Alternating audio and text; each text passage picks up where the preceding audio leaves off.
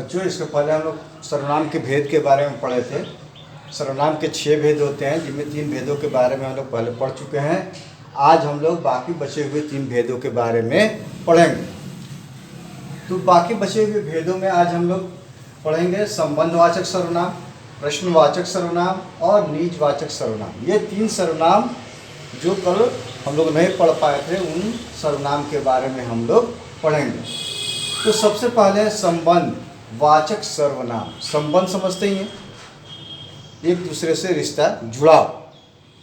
लिखता है कि संबंधवाचक सर्वनाम वैसे सर्वनाम शब्द जो आपस में संबंध रखते हो, आपस में कोई रिश्ता हो उनका, वैसे शब्द सर्वनाम शब्द को हम लोग संबंधवाचक सर्वनाम कहते हैं। जैसे जैसा और वैसा, जैसा करेगा वैसा पाएगा, है ना। ठीक उसी प्रकार से जो करेगा सो भरेगा, जैसी करनी वैसी भरनी, हम लोग पढ़ते हैं। तो जैसा का संबंध वैसा के साथ और जो का संबंध सो के साथ, जिस प्रकार से अभी हम वाक्य के जरिए बताए, उसी प्रकार से जितने भी शब्द हैं जो आपस में संबंध बनाने का काम करते हैं, उन्हें हम लोग संबंधवाचक सर्वनाम कहते हैं। अब आइए 5वां, कहता है प्रश्नवाचक सर्वनाम। प्रश्न सबको जानता है कि प्रश्न किसे कहते हैं। प्रश्न को हम लोग क्या बोलेंगे, सवाल भी बोलते हैं। कहता है कि वैसे सर्वनाम शब्द जो प्रश्न को उत्पन्न करते हैं या जिसको बोलने से ऐसा लगे कि कोई हमसे कोई प्रश्न कर रहा हो या कोई सवाल पूछ रहा हो, वैसे सर्वनाम शब्द को हम लोग प्रश्नवाचक सर्वनाम कहते हैं। ठीक, जैसे कौन आया है, इसमें कौन शब्द लगा हुआ है वो सर्वनाम है और ये प्रश्न उत्पन्न कर रहा है। कोई आया तो जरूर है, लेकिन कौन आया है, ये कौन प्रश्न पैदा कर रहा है। क्या साथ लाए हो, किसे आना था, इस प्रकार के जितने भी शब्द हैं वो प्रश्नवाचक सर्वनाम कहलाते हैं, जो प्रश्न को उत्पन्न करते हैं। आप लोग पढ़े होंगे, जैसे सवाल लिखा था कि तुम्हारा नाम क्या है, जहाँ क्या लगा हम लोग प्रश्नवाचक चिन्ह लगा देते हैं। इसका मतलब क्या है कि ये सर्वनाम जो है प्रश्न को उत्पन्न कर रहा है या प्रश्न पैदा कर रहा है। वैसे सर्वनाम शब्द को हम लोग प्रश्नवाचक सर्वनाम कहते हैं। अब सबसे आखिर में आता है निजवाचक सर्वनाम। निज का मतलब होता है स्वयं का, खुद का, अपना। तो उसकी परिभाषा है कि वे सर्वनाम शब्द जिसे कर्ता यानी काम करने वाला, कर्ता का अर्थ होता है काम करने वाला, जो किसी काम को स्वयं कर रहा हो उसके लिए कर्ता का उपयोग होता है। कहता है कि वे सर्वनाम शब्द जिसे कर्ता अपने लिए प्रयोग करता हो उसे निजवाचक सर्वनाम कहते हैं।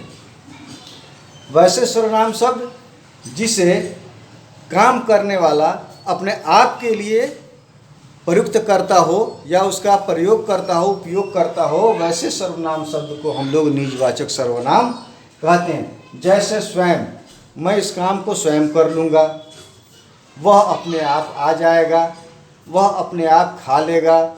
इस प्रकार के जो शब्द होते हैं वो निजवाचक सर्वनाम के अंतर्गत आते हैं।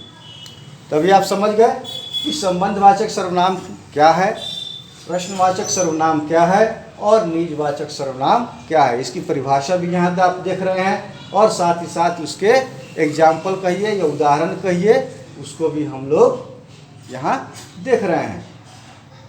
ठीक है, संबंधवाचक सर्वनाम हो गया, प्रश्नवाचक सर्वनाम हो गया और निजवाचक सर्वनाम भी हो गया। आज आपका सर्वनाम और उसके भेद के बारे में जो कुछ भी हमको पढ़ना था वो सारे के सारे हम लोग पढ़ चुके।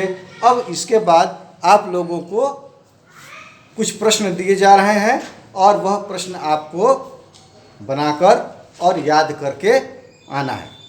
ठीक है, इसको हम मिटा देते हैं, इसके ऊपर हम प्रश्न को लिख देते हैं।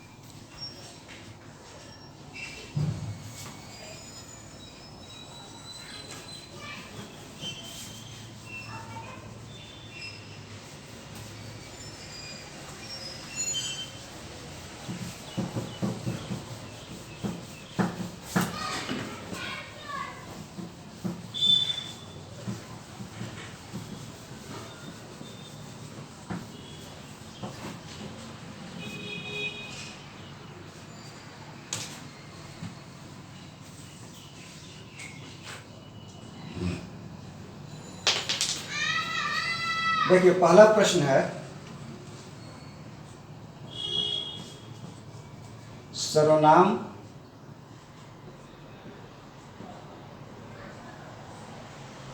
की परिभाषा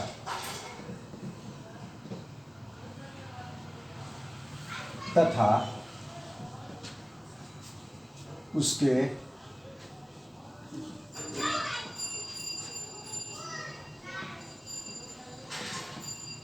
भेदों के नाम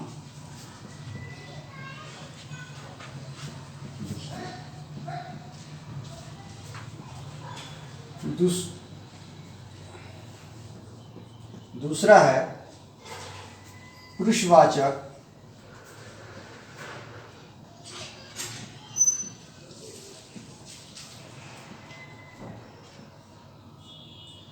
सर्वनाम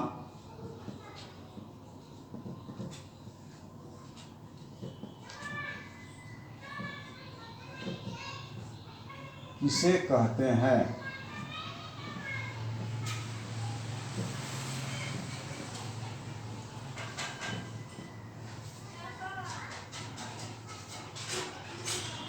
उसके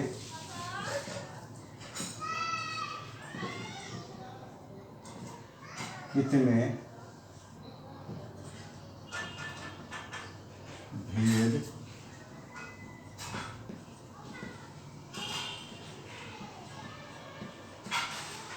होते हैं।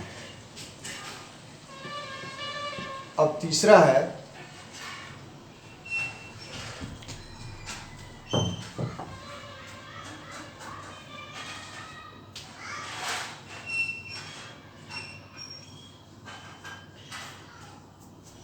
सर्वनाम की परिभाषा तो उसके भेद के नाम लिखिए। पुरुषवाचक सर्वनाम किसे कहते हैं और उसके भेद कितने होते हैं।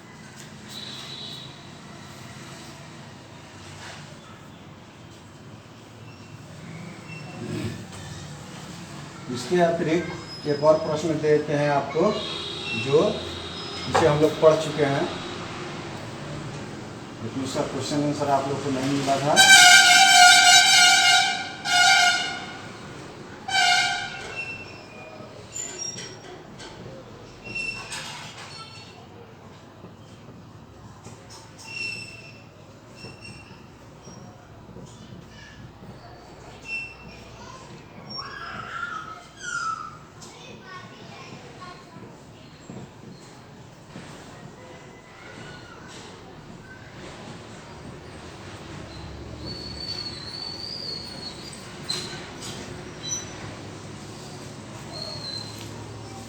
ठीक है, संज्ञा किसे कहते हैं उसके भेदों के नाम लिखिए। ठीक है, ये 3 प्रश्न है और इन तीनों को